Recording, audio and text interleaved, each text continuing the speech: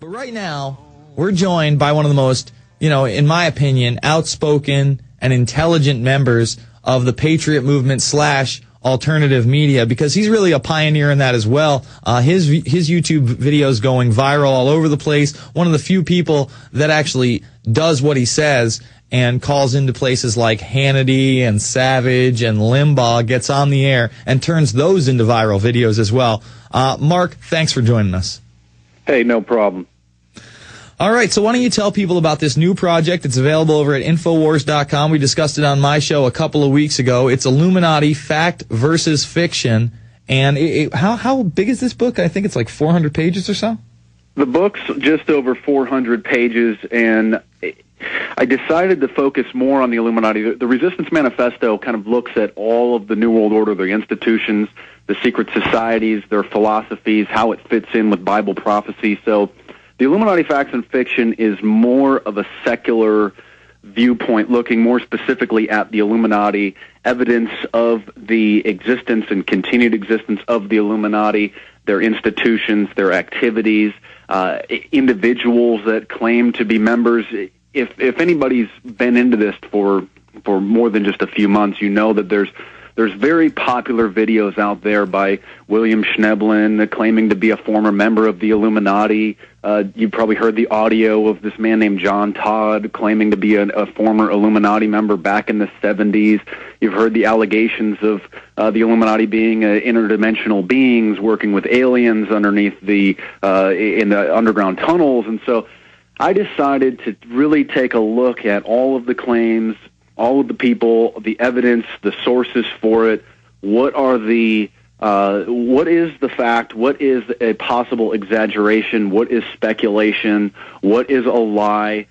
And the book also covers a lot of the fictional representations of the Illuminati in novels, television shows, books, the Da Vinci Code, the Angels and Demons, which we can get into later, which is being released as a film next Friday, May 15th, which is going to bring the Illuminati sort of from the underground fringe, if you will, into the mainstream consciousness, but in a very tainted and false way.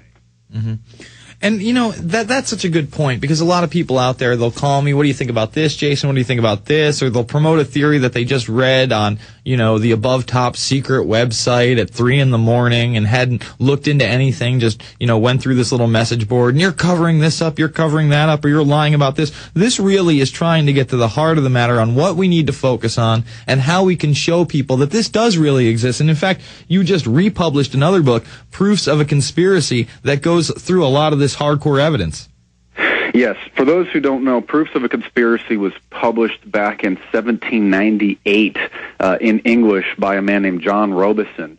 And it floats in and out of print, and so I republished it, and it's available on Infowars.com, and it has the original writings of Adam Weishaupt, of the other members of the original Illuminati. And so we look at a lot of modern researchers, very credible people today, Jim Marrs, Tex Marrs, and others that talk about the Illuminati. But I am under the belief that in order to fully understand something, you need to go back to the beginning. If you want to understand cars, you need to first find out how engines work on a very basic level, or computers. You need to see the history of it, how it evolved, how the fundamentals started, and then you can have a better working idea of what's happening today, how the complex systems are functioning. So I took the liberty of republishing John Robeson's fantastic book, which is very, very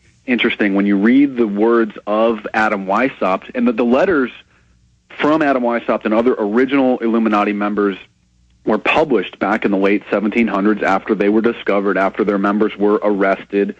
And if you read those writings, it's very interesting to see what their goals were back then. And then you look at these modern organizations, the Bohemian Club, Skull and Bones, the Bilderberg Group, and it's exactly to a T what the original group had planned. Taking over the media, secretly creating a backroom network to take over positions of power, back in the 1700s, the only media really was print shops, and the mass printing was just getting started. There was obviously no radio or television, but they knew back then to take over the printing houses. And so I think John Robeson's book is really one of the key and first books ever published on the Illuminati shortly after their discovery. Yeah, and I couldn't agree more. I mean, it only helps us to actually know your enemy, and let's see what they had to say for themselves and then interpret it from there. I mean, don't get me wrong, I love Tex and Jim Mars, but they're secondhand sources. So let's hear it straight out of the horse's mouth. Now, I got a call earlier from somebody who wanted to hear your opinion. Obviously, we've talked a lot about Aleister Crowley. I'm sure he has a place in this new book, the Illuminati Facts versus Fiction. I know he's mentioned in the Resistance Manifesto. But his relation to Kinsey, apparently there's a book out there called Kinsey Crimes and Consequences, where Kinsey was openly discussing trying to get Crowley's diaries. No, I'm not aware of that. Alfred Kinsey, of course, is one of the first and most popular, what they call sexologists, and he did a lot of research on sexuality, but he was a very perverted man. He interviewed a lot of pedophiles. He would encourage his graduate students to have group sex. He himself was reported to be bisexual. He would secretly videotape orgies in his own house for research purposes, of course. So he claimed, and he is sort of the foundation for understanding modern sexuality, which is strange because he had such a perverted view of it. So it doesn't surprise me that he was interested in Aleister Crowley. Crowley himself, a very, very strange and perverted individual, very sexually immoral. And again, I don't mean to place a judgment on this man, but he had sexual diseases. He had sex with prostitutes. He was a drug addict, and so if you're going to look at Aleister Crowley as this New Age guru, I think that he is an utter failure in that stance, because the Enlightenment teachings is supposed to make you a better person, make you understand your place in this universe and as a human, and connect you with your other humans and with the source of your creator and these divine rules and what we're supposed to do. And Crowley was just an utter failure, and I can even read some of the quotes from Crowley himself, where he says to worship people with fire and blood. Here's a quote from the Book of the Law, which one of his books that he claims was dictated to him by a demon that had possessed his wife. And, where you look at the teachings of Jesus or Muhammad or Buddha, and they're going to be, treat your neighbor like yourself, don't steal, be a good person. And here's a teaching from Aleister Crowley, page 41 of the Book of the Law. Damn them who pity, kill and torture, spare them not.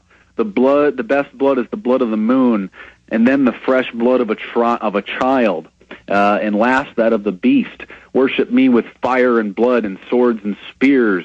He's just an utter evil person that taught completely contradictory philosophies to the code of morality that humanity should live by. No, I couldn't agree more, and it just disgusts me whenever I, turn on the BBC or the Discovery Channel, and all of a sudden I'm hearing, Crowley's praises, and he's so misunderstood, and his study of Lucifer was really the study of technology, and he's a great man, and he was a real Renaissance man, and we should all follow him. It's more than perverse. Now, your new book is entitled The Illuminati Facts and Fiction.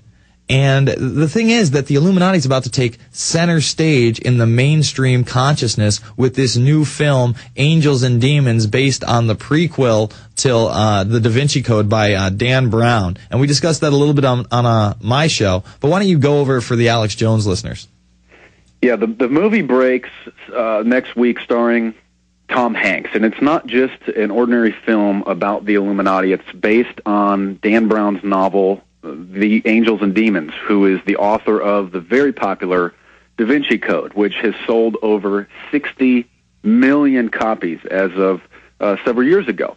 And as everybody probably knows, the Da Vinci Code gives this conspiracy theory that Jesus had a family and that the secret societies are hiding that family from the evil Catholic Church, who has their secret societies that are tracking down the family members and killing them. And it was a very, very controversial book. When the movie came out, it was just the talk of the dinner table around the world. Angels and Demons is the prequel to that. The book was published in 2000, just a few years before Angels and Demons. And it's about the Illuminati plotting to blow up Vatican City in Rome with an antimatter bomb as a retribution for them allegedly arresting their members back in the past. The GCN Radio Network, providing the world with hard-hitting talk radio. GCN, great talk radio starts here.